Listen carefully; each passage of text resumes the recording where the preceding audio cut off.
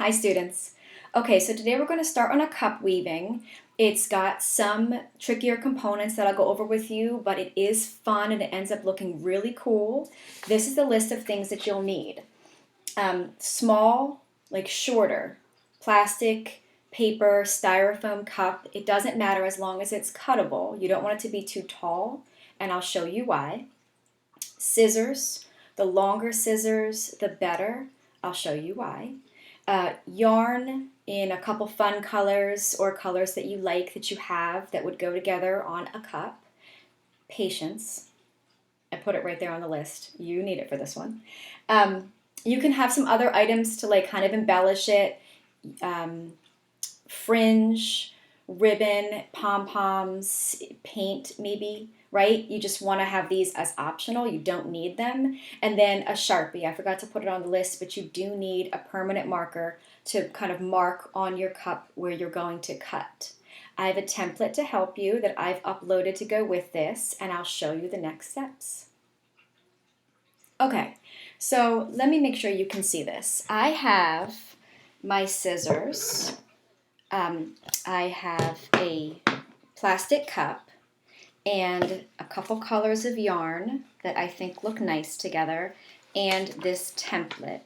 And I printed this offline. If you don't have a printer, I think there are a couple options for you. One is to pull this up on the computer screen, a full-size computer screen, and put your cup up against the screen. Students, this would be for an adult to do, because then you'll be marking on the cup, preferably with something that won't go away, right, like a permanent marker, where you're going to make your lines or cuts.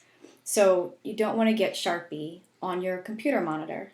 If you do, my understanding is that it can come off with rubbing alcohol or a dry erase marker, but the best idea is just not get it on there in the first place, right? So students, that would be for an adult to do. Or you can just look at it and make some cuts. You want them to be relatively equidistant, and you want there to be an odd number. I'm doing 11. If you do an even number, you won't get the over-under effect that comes with the weaving. So it has to be an odd number. And then the goal is to have it be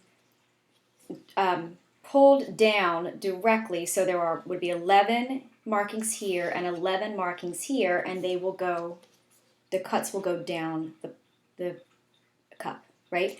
So the nice thing about this template is it has these circles for you, so you can center it the one way, and then you can center it the other, and you know your cuts are going to be correct. So let me show you how to do this.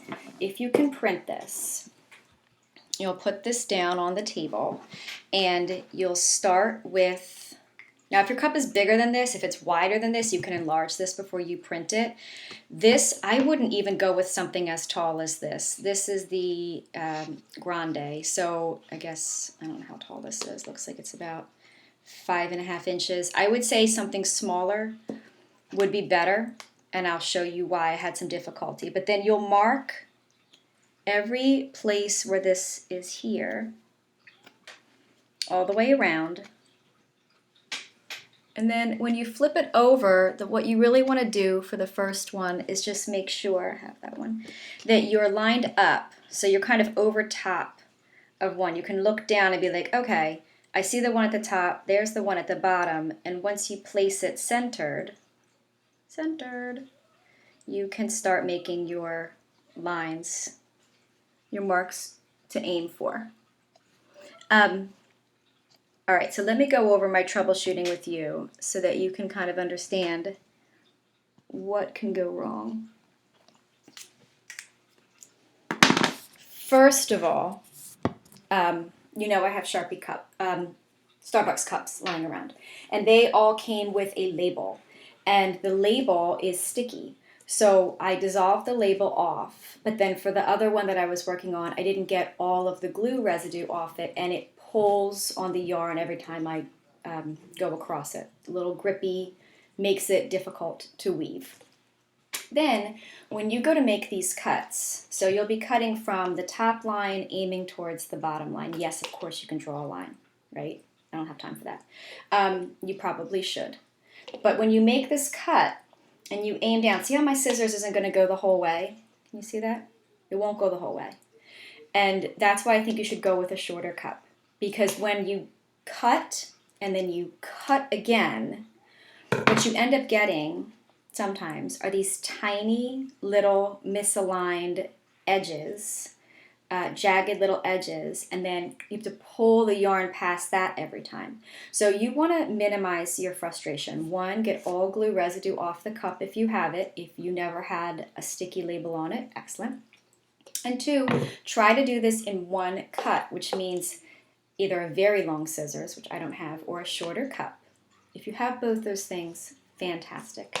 If you're like me and you're like, well, I have to do it this way, then you really want to try to make your cut clean so that you have as few little jagged spots as possible. And you want to go down as far as possible. You won't go all the way to the bottom. That turned out okay. You won't go all the way to the bottom, but the higher up you go, that's where your weaving will end, right? It can't go down past where there is no cut.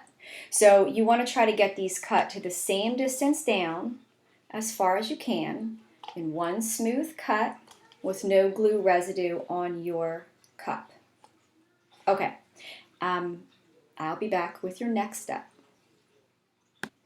Okay, so I have the cup that I just cut for you and the one that I've been working on. And I'm going to show you how to start this and then how to tie it to connect it.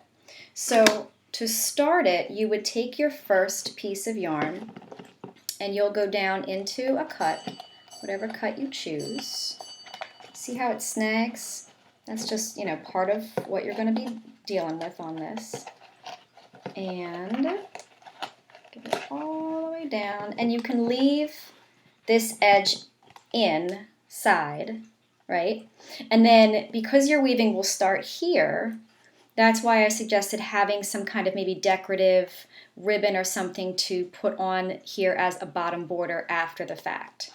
Now what I'm really going to show you for this one is, so I've been working on this and I'm ready to change colors, okay? So you can see that this is going to be a over, under, and then this would end on the inside, right? You can see where this would end.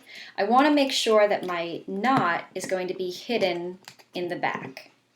So when I get my next, wait for it, oh boy, hold on, there we go. Okay, so when I get my next color, I'm going to make sure you can see this, okay, turn this towards you. I'm going to make a knot that is going to end up behind. So I'm just planning ahead and I'm placing the knot, so tying it twice, wrapping it around twice, and then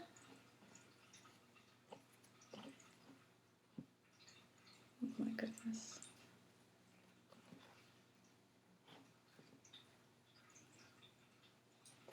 Yep, see how it's going to end on behind? So that's good. So now that I know, I can commit, make it nice and snug,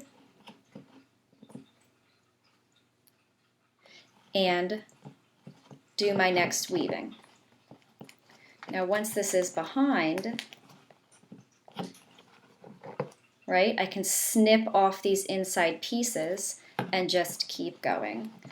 So I'll keep going with this, and then I'll show you the finished product.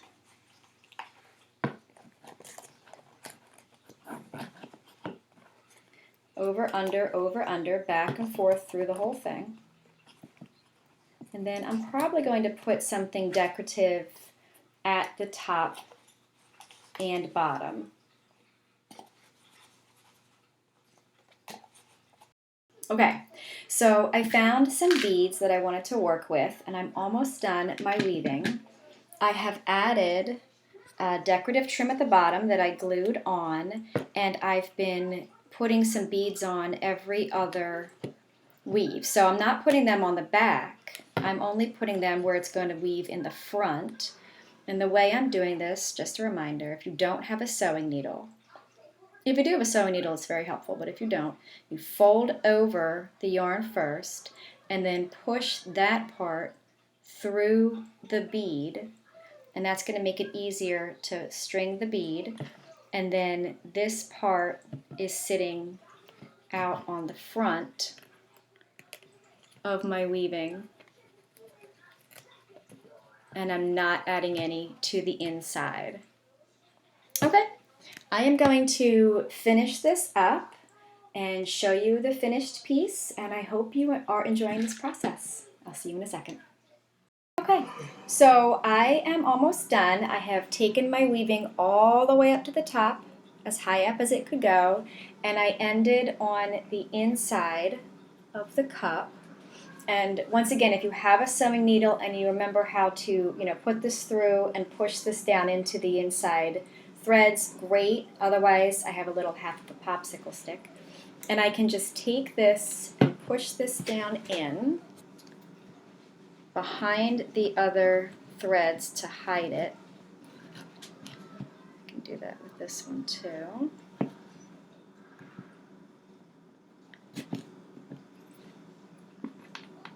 And clean that up a little bit. And I'm going to snip off the one that's down there on the inside and have a really nice looking decorative cup. Okay, have fun.